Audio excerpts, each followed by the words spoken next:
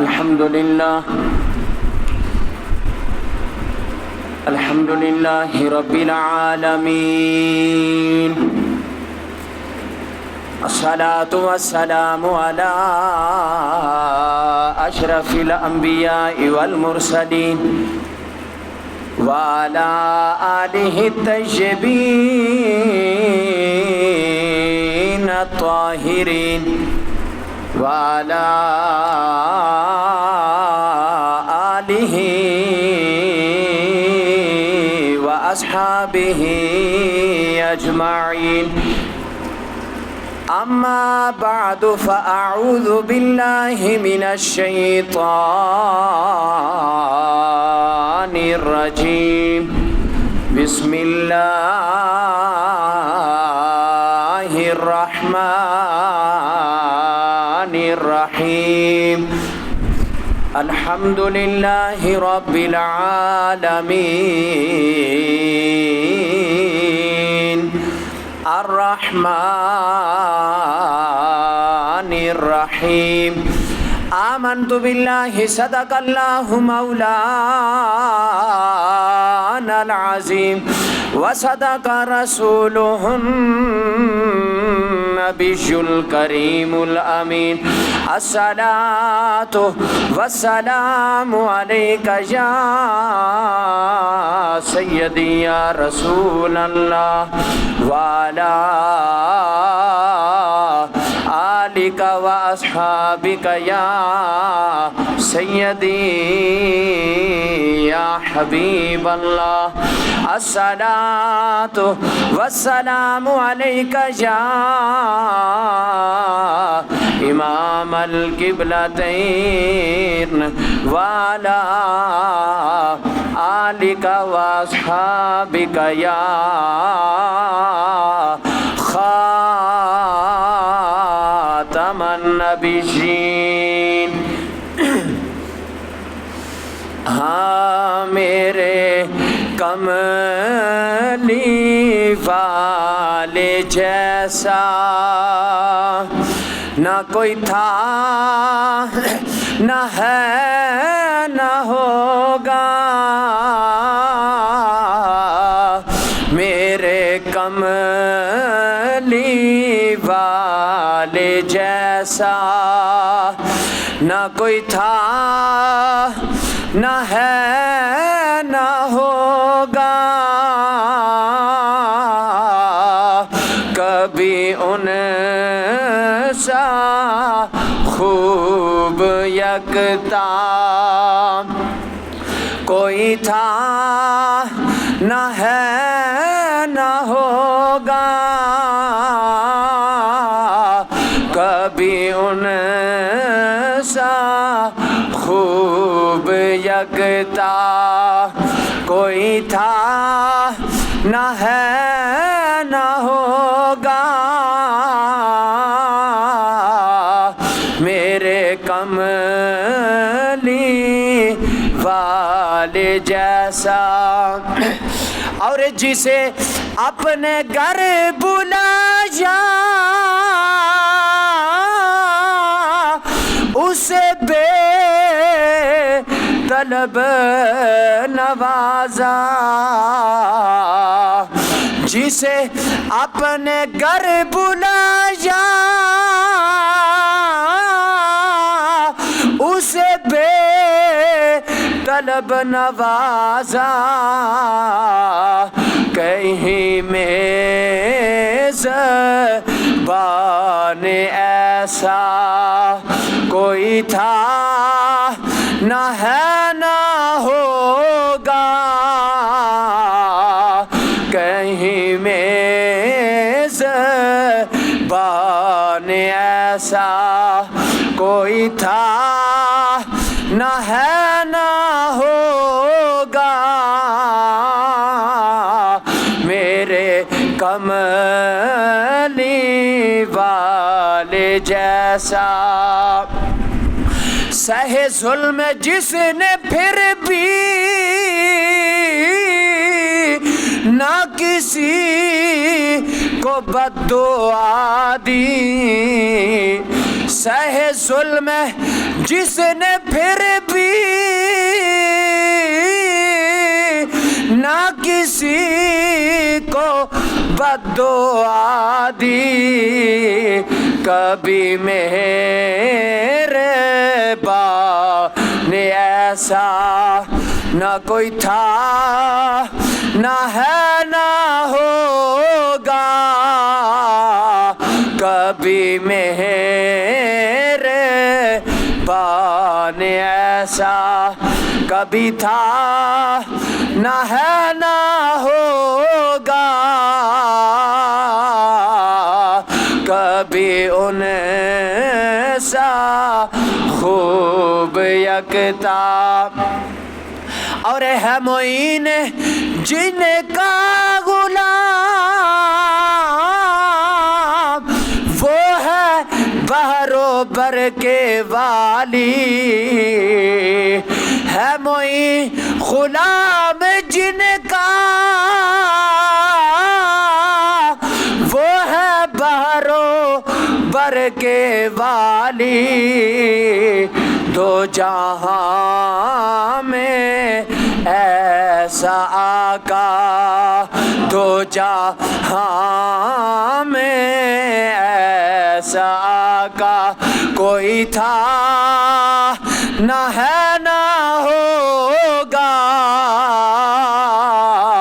دو جہاں میں ایسا آقا کوئی تھا، نہ ہے نہ ہوگا، میرے کملی والے جیسا۔ بعد از حمد و صلات قابل صد تعظیم جمیع حضرات، السلام علیکم ورحمۃ اللہ تعالی وبرکاتہ۔ آج کی اس مختصر سی نشست کے اندر آیہ مبارکہ کا ایک حصہ آپ حضرات کے سامنے تلاوت کرنے کا شرف حاصل کیا۔ میرے رب نے قرآن مجید فرقان حمید قرآن الرشید سورہ فاتحہ میں اعلان فرمایا کہ الرحمن الرحیم، جس کا سادہ سا ترجمہ یہ ہے کہ بہت مہربان اور رحمت والا، بہت مہربان رحمت والا۔ اب ذہنوں میں یہ سوال پیدا ہوتا ہے کہ سورہ فاتحہ میں رب ذوالجلال نے رحمان اور رحیم کا تذکرہ کیا، اور اس سے پہلے تسمیہ اگر پڑھی جائے بسم اللہ الرحمن الرحیم، تو اس تسمیہ کے اندر بھی رحمان اور رحیم کا رب ذوالجلال نے تذکرہ کیا ہے۔ یعنی تسمیہ میں تذکرہ کرنے کے بعد پھر سورہ فاتحہ میں دوسری مرتبہ تذکرہ کرنے کا مقصد کیا؟ یہ ذہنوں میں سوال پیدا ہوتا ہے۔ تو اس کا الزامی جواب یہ ہے کہ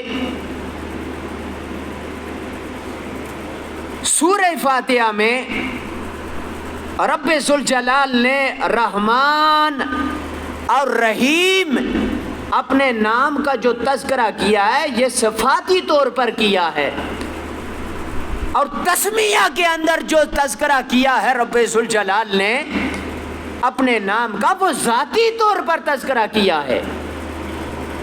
اور دوسرا اس کا جواب یہ ہے کہ فقہائے یعنی احناف کے نزدیک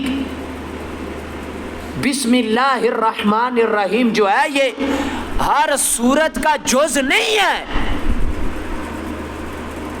سمجھ آئی بات؟ یعنی اگر سورہ فاتحہ سے ما قبل ہم اگر تسمیہ پڑھتے ہیں تو یہ سورہ فاتحہ کا جز نہیں ہے، ہم تو برکت کے لیے پڑھتے ہیں۔ تو لہذا بسم اللہ الرحمن الرحیم کے بعد کلام اللہ میں الرحمن اور رحیم کا پہلی مرتبہ تذکرہ آیا ہے سورہ فاتحہ کے اندر. احباب ذی وقار، اور پھر توجہ کرنا دور حاضرہ کے اندر. اچھا، بعض مفسر ایسے ہیں کہ جنہوں نے کہا کہ الرحمن اور رحیم ان دونوں کا ایک ہی معنی ہے. وہ کیسے بھائی؟ فرمایا کہ جیسے ہم کسی کو کہتے ہیں چٹا گورا لمبا تڑنگا، یعنی ایک لفظ بول کر پھر اس کا مفہوم واضح نہیں کر پاتے تو ساتھ دوسرا لفظ بولتے ہیں. سمجھ آئی بات؟ تو اسی طریقے سے فرمایا کہ الرحمن اور رحیم اس کا بھی ایک ہی معنی ہے. جیسے آپ لفظوں کے اندر یہ صیغہ یعنی چٹا گورا لمبا تڑنگا استعمال کرتے ہیں، تو یہ بات درست نہیں ہے، اس لیے کہ یہ ہمارا خاصہ ہے کہ ہم کسی بندے کو اس لفظ کا مفہوم سمجھا نہیں پاتے تو دوسرا لفظ بولنے کی پھر ہمیں حاجت پیش آتی ہے، لہذا پھر ہم دوسرا لفظ بولتے ہیں. تو ایسی بات نہیں ہے. اور پھر دوسرا الرحمن اور رحیم یہ مبالغے کے صیغے ہیں، اور یہ جو الفاظ ہم استعمال کرتے ہیں یہ مبالغے کے صیغے نہیں ہیں. احباب ذی وقار، اور پھر یہ بات پھر ہمیں سمجھ میں آ گئی کہ یہ جو الفاظ ہم استعمال کرتے ہیں یہ بھائی یہ کیا ہے؟ یہ کمزوری ہے، ہماری کمزوری ہے. اور رب کمزوری سے کیا ہے؟ پاک ذات ہے. تو لہذا پتہ یہ چلا رحمان کا اپنا معنی ہے اور رحیم کا اپنا معنی ہے. رحمان کہنے میں اور حکمت ہے، رحیم کہنے میں اور حکمت ہے. احباب ذی وقار، اب سمجھیں آپ رحمان اور رحیم کو کہ اس سے ماقبل جو الفاظ ہیں الحمدللہ رب العالمین، رب العالمین اس سے ماقبل لفظ ہے. تو رب العالمین کا معنی کیا ہوا؟ یعنی رب بمعنی پالنے والا، اور عالمین تمام عالمین کو. تو اب معنی یہ بنے گا کہ رب جو ہے وہ تمام عالمین کو پالنے والا ہے. سمجھ آئی بات؟ یعنی الرحمن الرحیم سے ماقبل جو لفظ ہے رب العالمین، یعنی ان لفظوں کا اگلے لفظوں کے ساتھ تعلق کیا ہے، ناتا کیا ہے، رشتہ کیا ہے. تو ہمیں سمجھ میں آ گئی کہ بات ماقبل جو تھی وہ رب العالمین کی تھی، یعنی وہ رب تمام جہانوں کو پالنے والا. سمجھ آئی بات؟ اب رب نے کہا میں پالتا ہوں. او بھائی کس کس کو پالتا ہے؟ فرمایا سب کو پالتا ہوں، سب جہان والوں کو پالتا ہوں. جو مانتے ہیں انہیں بھی عطا کرتا ہوں، اور جو نہیں مانتے انہیں بھی عطا کرتا ہوں. جو تسبیحات بیان کرتے ہیں میں انہیں بھی عطا کرتا ہوں، اور جو گالیاں دیتے ہیں میں انہیں بھی عطا کرتا ہوں. یہ میری شان ہے، یہ میری ربوبیت ہے، یہ میرا مقام ہے. فرمایا کیوں؟ فرمایا الحمدللہ رب العالمین، میں تمام عالمین کا رب ہوں. اور پھر شان میری یہ ہے کہ الرحمن الرحیم، میں رحمان بھی ہوں، میں رحیم بھی ہوں. سمجھ آئی بات؟ میں ماننے والوں کو بھی عطا کرتا ہوں، نہ ماننے والوں کو بھی عطا کرتا ہوں. اپنا ذکر کرنے والوں کو بھی عطا کرتا ہوں، ناشکری کرنے والوں کو بھی عطا کرتا ہوں۔ او بھائی کیوں عطا کرتا ہوں؟ میری شان یہ ہے کہ الرحمن الرحیم، میں رحمان کی صفت والا بھی ہوں اور میں رحیم کی صفت والا بھی ہوں۔ سمجھے؟ تو پتہ یہ چلا کہ رحمان کا معنی اور ہے، رحیم کا معنی اور ہے۔ میں اس کو اور مزید آسان کر دیتا ہوں تاکہ آپ کو بات سمجھ میں آئے۔ وہ یہ کہ شیخ سعدی علیہ الرحمہ نے اپنی کتاب گلستان سعدی کے اندر اس روایت اور اس واقعے کو نقل کیا۔ وہ کیا کہ اللہ کے پیارے خلیل ہیں حضرت ابراہیم خلیل اللہ علیہ السلام۔ آپ توجہ کرنا اور بات کو سمجھنا۔ حضرت ابراہیم خلیل اللہ علیہ السلام رب کے برگزیدہ خلیل ہیں، برگزیدہ پیغمبر ہیں۔ آپ اس وقت تک کھانا نہیں کھاتے تھے جب تک آپ کے دسترخوان پر کوئی مہمان نہ آتا۔ مہمان نواز تھے، رب کے خلیل تھے۔ اچھا جی، ایک مرتبہ دسترخوان بچھا دیا گیا، کھانا لگ گیا، لیکن کوئی مہمان نظر نہ آیا۔ آپ اپنے کاشانے اقدس سے اٹھے، باہر نکلے اور ڈھونڈنے لگ گئے مہمان کو۔ محققین نے لکھا کہ دور دراز ایک بزرگ نظر آیا۔ آپ نے اس بزرگ کو پکڑا اور اپنے دسترخوان پر لے آئے۔ توجہ کرنا، اپنے دسترخوان پر لے آئے۔ میں الرحمن اور الرحیم کا معنی سمجھاؤں گا، اب توجہ کرنا۔ دسترخوان پر لے آئے اور جب دسترخوان پر لے آئے تو آپ نے پڑھا بسم اللہ الرحمن الرحیم، یعنی جو رب کا بابرکت نام ہے وہ لیا اور کھانا تناول کرنا شروع کیا۔ تو وہ جو بزرگ تھے انہوں نے بھی کھانا شروع کیا، تو انداز ایسا اپنایا کہ حضرت ابراہیم خلیل اللہ نبوت کی نگاہ بھی تھی نا، آپ سمجھ گئے، دیکھ گئے کہ یہ بندہ رب کی توحید کا قائل نہیں ہے، یہ تو آتش پرست ہے۔ سمجھ میں آ گئی بات۔ اللہ کے پیارے خلیل حضرت ابراہیم خلیل اللہ علیہ السلام نے اس آتش پرست بزرگ کو اپنے دسترخوان سے اٹھا دیا، فرمایا اٹھ جا، میرے دسترخوان میں تیری کوئی گنجائش نہیں ہے، تو رب کو ماننے والا نہیں ہے، تو آتش پرست ہے، لہذا میرے دسترخوان سے اٹھ۔ باہر نکال دیا۔ کائنات کے رب کی جانب سے وحی آئی، اللہ اکبر کبیرہ، فرمایا ابراہیم میں جانتا ہوں یہ بندہ آتش پرست ہے، میں جانتا ہوں، لیکن بچپن سے لے کر توجہ کرنا اس بڑھاپے کی عمر تک مجھے علم ہے یہ آتش پرست ہے، میں اسے رزق دیتا رہا ہوں۔ سمجھ آئی بات؟ اور بچپنے سے لے کر اس عمر تک آتش پرست معلوم ہونے کے باوجود بھی میں رب سے رزق عطا کرتا رہا ہوں۔ تجھے ایک دن میں ایک وقت کے لیے کھانا کھلانا پڑا تو تو نے میرے اس بندے کو اپنے دسترخوان سے اٹھا دیا۔ سمجھ آئی بات؟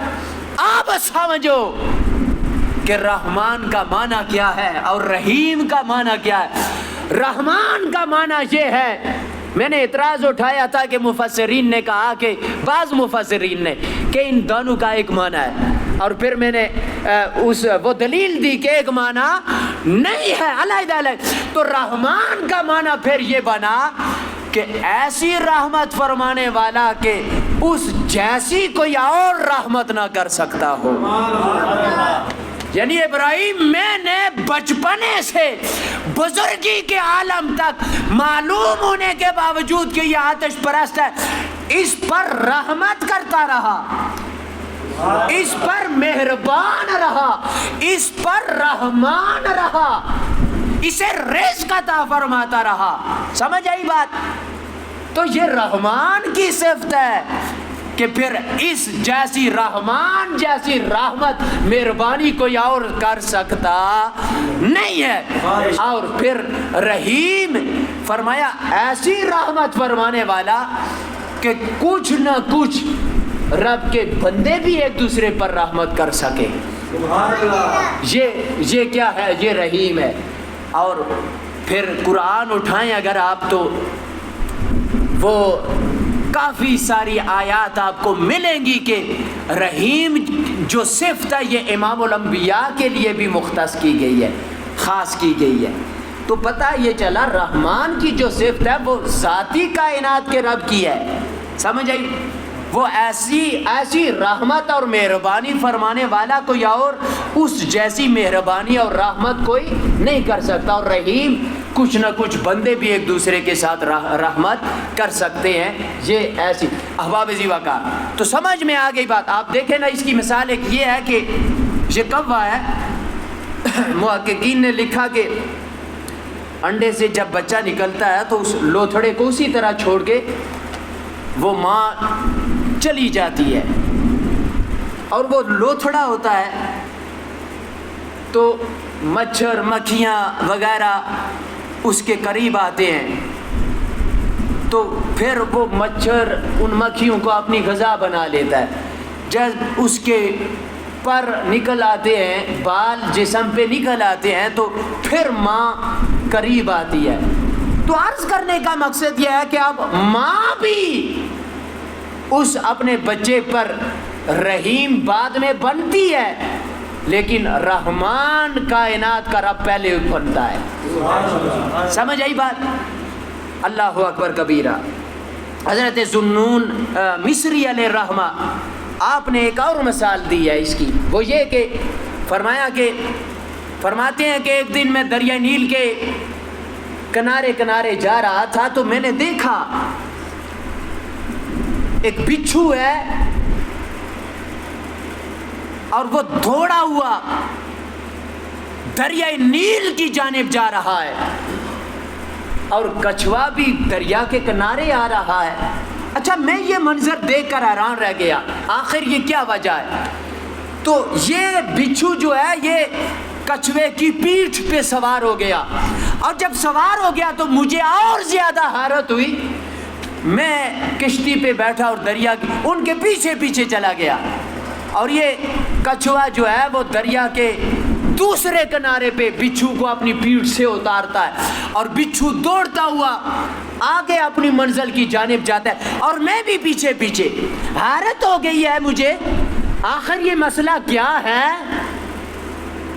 ذوالنون مصری علیہ الرحمہ فرماتے ہیں کہ میں جب اس بچھو کے پیچھے بھاگا آگے میں نے دیکھا کہ ایک بندہ ہے وہ سویا ہوا ہے اور ایک زہریلا سانپ اس بندے پر حملہ کرنا چاہتا ہے اور یہ بچھو جاگ گیا. اس بچھو نے اس سانپ کو ڈسا اور سانپ نے پھر بچھو کو ڈسا. ذوالنون مصری علیہ الرحمہ فرماتے ہیں میں یہ سارا معاملہ اپنے آنکھوں سے دیکھ رہا ہوں. تو بچھو نے سانپ کو اور سانپ نے بچھو. اب یہ دونوں ایک دوسرے کے زہر سے مر گئے اور رب کا وہ پیارا بندہ بچ گیا. اسے کائنات کے رب نے زندگی عطا فرما دی. تو فرمایا یہ رحمان ہے. او بھائی یہ ایسی رحمت فرماتا ہے کوئی اور اس جیسی رحمت فرمانے والا نہیں ہے. اور رحیم پھر ایسی رحمت کہ کچھ نہ کچھ اور بھی ایک دوسرے پہ رحمت کر سکتے. احباب ذی وقار. اور پھر آئیے آگے چلتے ہیں. فرمایا کفار کا یہ عقیدہ تھا کہ وہ بڑی نعمتیں، ان کا یہ عقیدہ تھا، وہ ان کا یہ نظریہ تھا کہ ہماری جو بڑی نعمتیں ہیں یہ کائنات کا رب عطا کرتا ہے. بڑی نعمتیں اور چھوٹی نعمتیں یہ ہمیں بت عطا کرتے ہیں. جب ان کا یہ عقیدہ اور نظریہ تو رب ذوالجلال نے ان کے اس عقیدے اور نظریے کی نفی فرمائی اور نفی فرما کر فرمایا الرحمن الرحیم.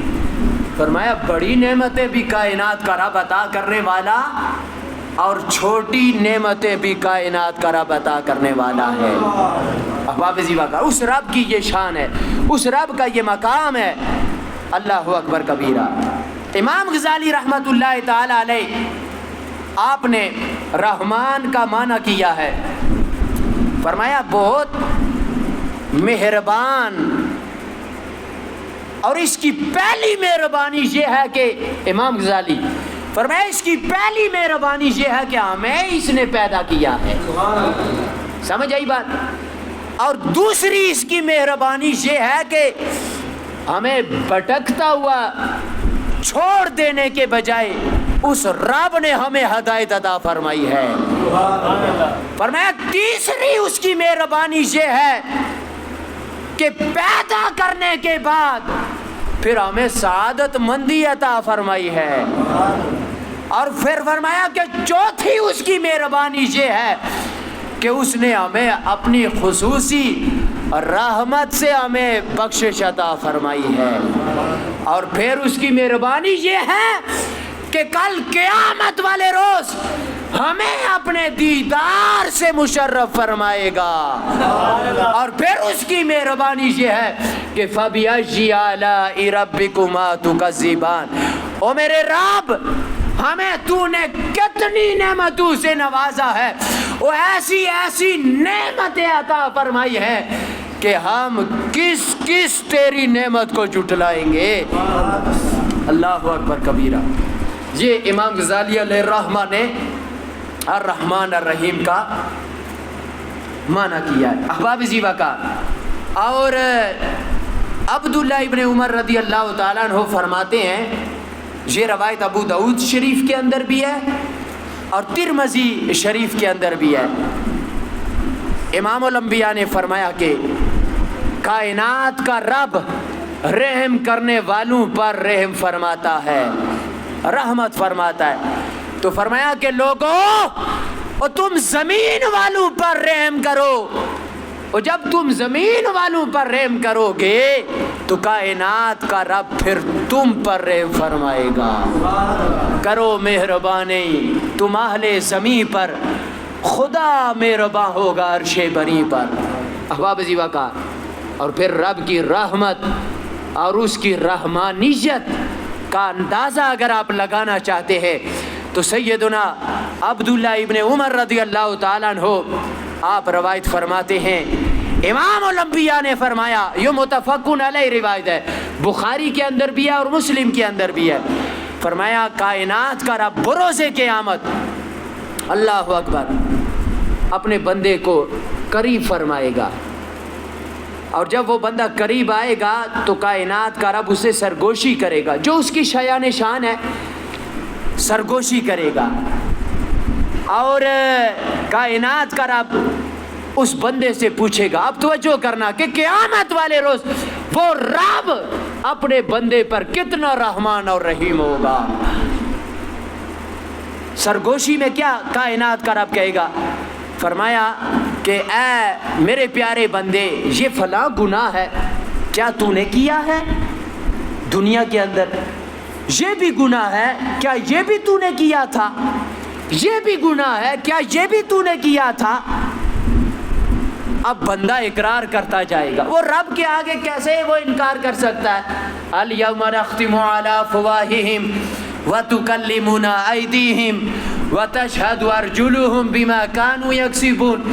اور جب ہاتھ بھی گواہی دیں گے، پاؤں بھی گواہی دیں گے، آنکھیں بھی گواہی دیں گی، یعنی آپ کے عضو کا ہر حصہ گواہی دے گا کہ بھائی اس بندے نے یہ بھی گناہ کیا ہے، یہ بھی گناہ کیا ہے، تو پھر آپ انکار کرنے کی جرت تو آپ کے پاس نہیں ہوگی۔ اب وہ بندہ کائنات کے رب کے حضور عرض کرے گا، اے رب ذوالجلال، ہاں میں نے یہ بھی گناہ کیا ہے میرے رب، میں اقرار کرتا ہوں میں نے گناہ کیا ہے، میں نے یہ بھی گناہ کیا ہے۔ اے رب ذوالجلال، دنیا کے اندر میں بڑا گناہگار تھا، اب دل ہی دل میں خشیت بھی پیدا ہوگی کہ اب جان نہیں چھوٹے گی، اب پتہ مجھے چلے گا، اب تباہ و برباد ہو جاؤں گا۔ فرمایا رب ذوالجلال اے میرے پیارے رب یہ سارے کے سارے گناہ میں نے کیے ہیں، لیکن رب ذوالجلال تو بڑی عظمتوں کا مالک ہے، تو رحمان بھی ہے، تو رحیم بھی ہے، اے رب ذوالجلال میرے گناہوں کو معاف فرما دے۔ کائنات کا رب فرمائے گا اے میرے پیارے بندے اور ان گناہوں کی وجہ سے میں تجھے عذاب عطا نہیں کروں گا، دنیا کے اندر ان گناہوں سے میں نے پردہ پوشی کی تھی، آج آخرت کے دن تمہیں ان گناہوں سے بھی چھٹکارا عطا فرماؤں گا۔ اگر دنیا کے اندر ان گناہوں کی وجہ سے میں نے تمہاری پکڑ نہیں کی ہے، تجھے دنیا کے اندر معاف فرمایا تھا، تمہاری پردہ پوشی کی تھی، تو آخرت میں بھی میں رحمان ہونے کی صفت ادا کروں گا۔ اور رحمان تو میں ہوں نا، رحیم بھی میں ہوں نا۔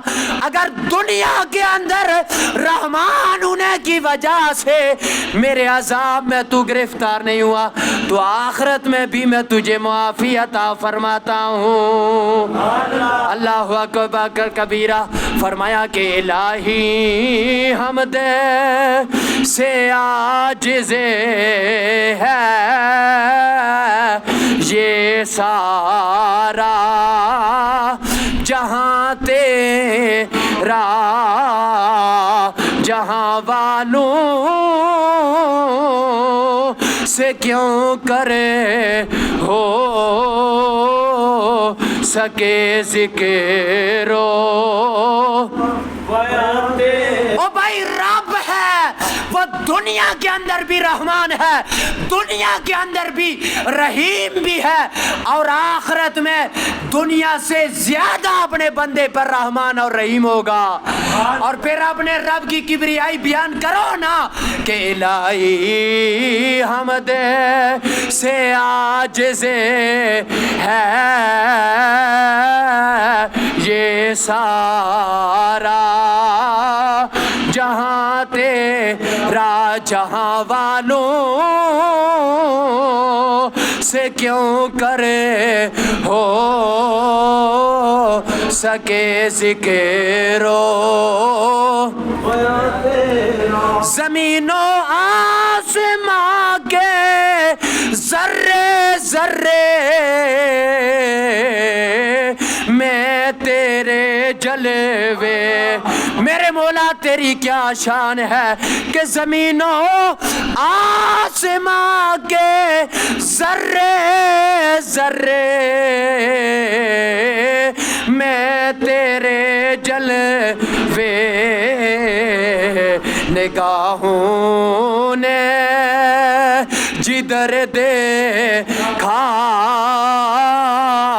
نظر آیا نشان تیرا، نگاہوں نے جدھر دیکھا نظر آیا اللہ اکبر کبیرہ۔ او بھائی ہم رب کی نعمتوں کا شکر نہیں اس طریقے سے ادا کر سکتے کہ جتنی نعمتیں کائنات کے رب نے ہمیں عطا فرمائی ہے۔ سمجھ آئی؟ اب یہاں پر میں ایک اور روایت آپ حضرات کے سامنے رکھتا ہوں، وہ یہ کہ جب قیامت والا روز ہوگا بندے سے کائنات کا رب کہے گا بتا تیرے اعمال کی وجہ سے میں معاملہ شروع کروں یا اپنی رحمت کی وجہ سے؟ بندہ کہے گا میرے مولا میں صبح ہوتی تھی تب بھی تیرا تذکرہ کرتا تھا، رات ہوتی تھی تب بھی تیرا تذکرہ کرتا تھا، او بھائی رات ہوتی تھی قیام کرتا تھا، دن کو روزہ رکھتا تھا، میرے اعمال تو بڑھیا ہیں، لہٰذا میرے اعمال کی وجہ سے کام شروع ہونا چاہیے۔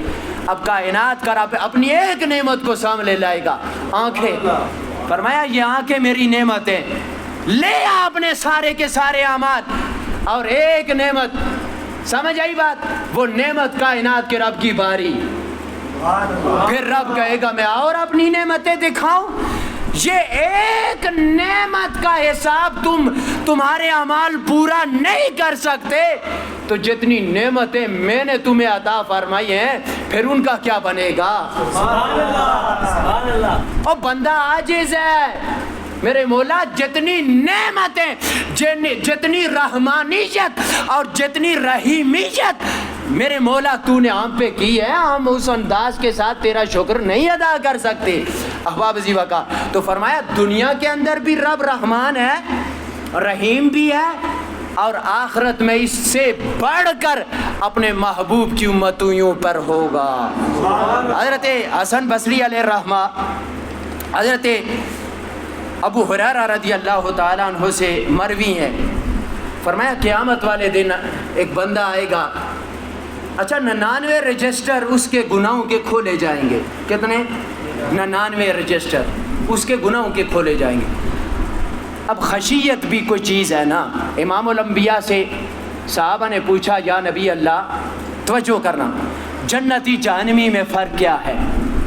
میرے آقا نے فرمایا میرے غلاموں، وہ جنتی وہ ہے کہ جو گناہ تو کرے لیکن گناہوں پہ پھر شرمندہ بھی ہو، رب کی خشیت بھی دل میں رکھے، اقرار بھی کرے، ندامت کے آنسو بہائے۔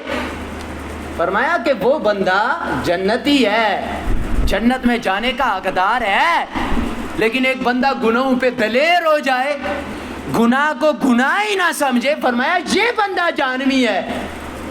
جو گناہوں پہ دلیر ہو جاتا ہے، گناہ کو گناہ ہی نہیں سمجھتا، فرمایا یہ جہنمی ہے، یہ جنتی اور جہنمی۔ تو میں یہ عرض کر رہا تھا کہ 99 رجسٹر ہیں گناہوں کے، لیکن دل میں خشیت ہے۔ وہ مولا تو رحمان بھی ہے نا، تو رحیم بھی ہے۔ احباب عزیزہ کا اب حکم ہوگا کہ ایک کاغذ کا چھوٹا سا ٹکڑا لایا جائے گا، اس کے وہ جو گناہ تھے چھوٹے چھوٹے وہ سب نیکیوں میں بدل جائیں گے، اور کاغذ کا ٹکڑا ان نیکیوں میں ڈالا جائے گا اور نیکیوں کا پلڑا بھاری ہو جائے گا۔ یہ ترمذی اور ابن ماجہ کی روایت۔ تو پتہ یہ چلا کہ آخرت میں بھی کائنات کا رب اپنے محبوب کے امتیوں پر رحمان بھی ہوگا اور رحیم بھی ہوگا۔ احباب عزیزہ کا اب دیکھیں امام الانبیاء کو کتنی پرواہ تھی ہماری۔ یہ امام مسلم نے مسلم کے اندر اور صاحب مشکات نے مشکات کے اندر اس روایت کو نقل کیا۔ نبی علیہ الصلوۃ والسلام رو رو کر کائنات کے رب کے حضور دعائیں کر رہے ہیں کہ میرے مولا میری امت کا کیا بنے گا؟ تو کائنات کے رب نے جبریل امین سے فرمایا جبریل میرے حبیب کے پاس جاؤ اور جا کر میرے حبیب کو بتا دو کہ ہم آپ کو آپ کے امتیوں کے لیے راضی کر دیں گے۔ آپ کو پریشان ہونے کی ضرورت نہیں ہے، جو مانگیں گے ہم آپ کو راضی کر دیں گے۔ عبداللہ ابن مسعود رضی اللہ تعالیٰ عنہ آپ فرماتے ہیں، میں اختصار کے ساتھ آگے بڑھتا چلا جا رہا ہوں، توجہ کرنا۔ عبداللہ ابن مسعود رضی اللہ تعالیٰ عنہ سے روایت، امام الانبیاء نے فرمایا سب سے آخر، یعنی امام الانبیاء نے دعائیں بھی کی امتیوں کے لیے کہ میرے مولا ان پر مہربانی فرما، انہیں جنت عطا فرما، گناہگار ہیں لیکن تو رحمان بھی ہے، تو رحیم بھی ہے۔ احباب عزیزہ کا اب کائنات کا رب امام الانبیاء کا جو آخری بندہ جنت میں جائے گا نا، آخری بندہ، اللہ اکبر، اس کا حال بیان کر رہے ہیں عبداللہ ابن مسعود رضی اللہ تعالیٰ عنہ کہ امام الانبیاء نے فرمایا پل صراط سے جب وہ بندہ گزرے گا، پل صراط سے وہ بندہ گزرے گا، کبھی گر جائے گا، کبھی بیٹھ جائے گا، اور کبھی گھسیٹتے آپ کو پل صراط سے پار کر لے گا۔ اب جب وہ پل صراط پار کر لے گا نا تو خوش ہو جائے گا کہ بھائی میں، اچھا وہ پل صراط کیسا ہے؟ وہ بال سے باریک، تلوار کی نوک سے تیز، وہ خوش ہو جائے گا۔ اور یہ کہے گا کہ میرے مولا جو کچھ تو نے مجھے عطا کیا ہے نا، یہ نہ پچھلو کو ملا ہے اور نہ اگلو کو ملے گا. مطلب اس کی خوشی کی انتہا ابھی جنت میں نہیں پہنچا، وہ جنت اسے نہیں عطا ہوئی. پل صراط اس نے پار کی اور اتنا خوش ہوگا کہ میرے مولا، یعنی وہ اس عالم میں وہ پل صراط اس نے پار کی نا، کہ جب کبھی اپنے آپ کو اس نے گھسیٹا، کبھی بیٹھا، کبھی لڑکھڑایا، وہ سمجھا اس انداز کے ساتھ. ابھی جنت اسے عطا نہیں کی گئی لیکن وہ خوش ہے. اور وہاں اس جگہ پہ کہ جہاں اس کی خوشی کی انتہا ہے، وہاں سے اسے درخت ایک دکھایا جائے گا، اور وہ اتنا خوبصورت جنتی درخت. اب وہ رب سے عرض کرے گا میرے مولا اے رب ذوالجلال، تو رحمان بھی ہے رحیم بھی ہے. میرے مولا یہ درخت اگر تو مجھے عطا فرمائے گا، میں اگر اس درخت کے پاس چلا جاؤں گا، میرے مولا کچھ اور چیز تم سے نہیں مانگوں گا. اب کائنات کا رب اسے پانی بھی عطا فرمائے گا اور درخت کے قرب میں اسے جگہ عطا فرمائے گا. اب وہ درخت کے قریب بھی آ جائے گا، پانی بھی اسے عطا کیا جائے گا. پھر وہ آگے اور درخت خوبصورت انداز کے ساتھ دیکھے گا. پھر کائنات کے رب کے حضور یہ دعا کرے گا کہ اے رب ذوالجلال، اگر مجھے وہ درخت تو نے عطا فرمایا، پانی بھی تو نے عطا فرمایا، تو پھر کسی اور چیز کا میں تجھ سے سوال نہ کروں گا. اب کائنات کا رب اسے وہ درخت بھی عطا فرمائے گا اور پانی بھی عطا فرمائے گا. تو اب پھر یہ بندہ آگے آگے چلتا جائے گا، چیزیں جنت کی دیکھتا جائے گا، سوالات اس کے بڑھتے جائیں گے. کائنات کا رب فرمائے گا اے میرے پیارے بندے، کیا تو اس بات پر راضی نہیں ہے کہ میں تجھے دنیا وما فیہا اور اس سے بھی زیادہ عطا فرماؤں؟ اب یہ بندہ کہے گا اے رب ذوالجلال، کیا تو مجھ سے استہزاء فرما رہا ہے؟ کائنات کا رب فرمائے گا او میں رب ہوں، میں تجھ سے استہزاء نہیں فرما رہا، بلکہ میں ہر چیز پر قدرت رکھتا ہوں. اللہ اکبر. تو پھر المختصر، یہ روایت لمبی ہے لیکن کائنات کا رب ہر چیز پر قادر ہے، قدرت رکھتا ہے اپنی رحمانیت اور رحیمیت کی وجہ سے. پھر اس آخری نبی کے امتی کو بھی جنت عطا فرمائے گا.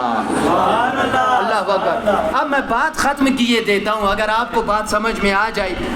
وہ یہ کہ ایک بزرگ ہے، اچھا اکثر ایک حبشی غلام کو دیکھتے ہیں، توجہ کرنا، یعنی پوری تقریر کا لب لباب یہ چیز ہے.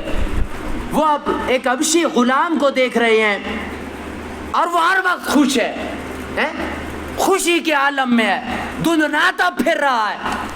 بھائی وہ بزرگ انہوں نے کہا کہ بھائی کیا بات ہے، تو غلام ہے اور پھر میں جب بھی تمہیں دیکھتا ہوں اور تو ہر وقت خوشی کے عالم میں ہوتا ہے، آخر وجہ کیا ہے؟ بزرگ فرماتے ہیں کہ اس نے سینہ تان کے کہا میں غلام ہوں لیکن میں خوش اس لیے ہوں کہ میرا جو مالک ہے نا وہ 2 دیہاتوں کا مالک ہے. وہ بات سمجھ آئی ہے؟ فرمایا میرا مالک جو ہے وہ 2 دیہاتوں کا مالک ہے، اتنا تگڑا ہے، میں اس لیے خوش رہتا ہوں. او بھائی جب میرا مالک 2 دیہاتوں کا مالک ہے وہ مجھے پریشان نہیں ہونے دیتا. تو یہاں بات سمجھنے کی ہے. او بھائی 2 دیہاتوں کا مالک ظالم بھی ہو سکتا ہے، جابر بھی ہو سکتا ہے. 2 دیہاتوں کا مالک اس کا غلام، اس کی خوشی کی انتہا. تو ہمارا مالک جو ہے وہ دو دیہاتوں کا مالک نہیں ہے. ہمارا مالک جو ہے وہ ظالم نہیں ہے. ہمارے مالک کی شان یہ ہے کہ وہ رحمان بھی ہے, وہ رحیم بھی ہے, وہ غفور الرحیم بھی ہے.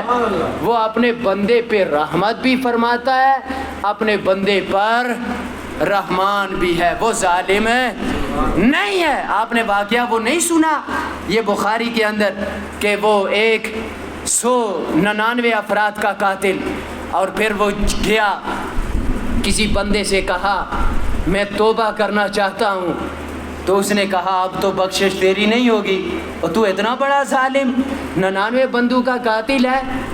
اس نے 100 پورے کر دیے.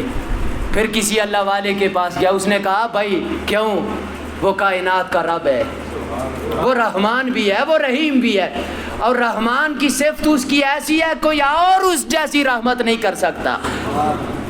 سمجھ آئی ہے بات؟ کوئی اور اس جیسی رحمت نہیں کر سکتا. وہ رحمان ہے بھائی. جاؤ رب کے حضور توبہ استغفار کرو, کائنات کا رب تمہاری بخشش فرما دے گا. اب وہ اللہ والو کے قریب قرب میں گیا.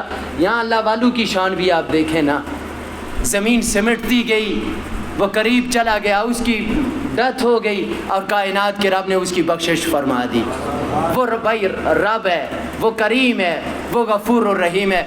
اللہ ہم سب کو اس رب کے حضور اپنی جبین نیاز کو جھکا کر اپنے گناہوں کی معافی مانگنے کی توفیق عطا فرمائے.